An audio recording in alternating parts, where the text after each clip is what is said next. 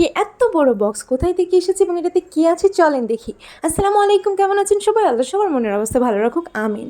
আজকে আমি কিছু জিপসাম প্রোডাক্টের জিনিস কিনেছি, যেটা আমি এখন আনবক্স করছি। অনেক দিন থেকে আমি ভাবছিলাম জিপসাম নিয়ে কিছু কাজ করব, জন্য আমি বেশ কিছু পেজ আমি দেখছিলাম, কারণ আমাদের রাজশাহীতে জিপসাম প্রোডাক্ট রাজশাহীতে কোথাও পাওয়া যায় না, তো অনলাইন থেকেই নিতে হলো। তো আমার মনে হয়েছে মিনিস ক্রিয়েশনে সবথেকে কম প্রাইসে সবথেকে ভালো প্রোডাক্ট পাওয়া যায়, তো আল্লাহর নাম নিয়ে এখানেই অর্ডার করে দিলাম। তো ফার্স্টে এর মধ্যে কিছু মোল্ড রয়েছে, আর মোল্ডগুলো বেশ ভালো, তা আমি কাজ করতে গিয়ে বুঝতে পেরেছি। তারপরে রয়েছে একটা অ্যাক্রিলিক হোয়াইট সিলার, যেটা সাদা জিনিসকে আরও বেশি সাদা করবে, এটা কালারফুল জিনিস ইউজ করা যাবে না।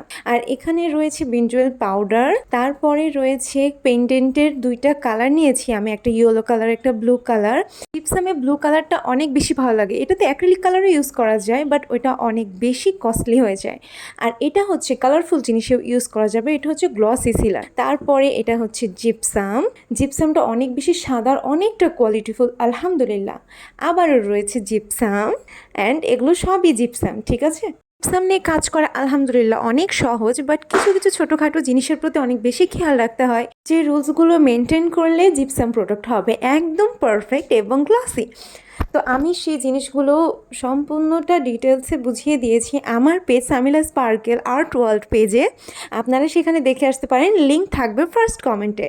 আপনারা যদি কেউ জিপসামের প্রতি ইন্টারেস্টেড থাকেন এবং এটা নিয়ে কাজ করতে চান, তাহলে 2-4টা মোল্ড নিয়ে এবং জিপসাম এবং সিলার নিয়ে কাজ শুরু করে দিতে পারেন।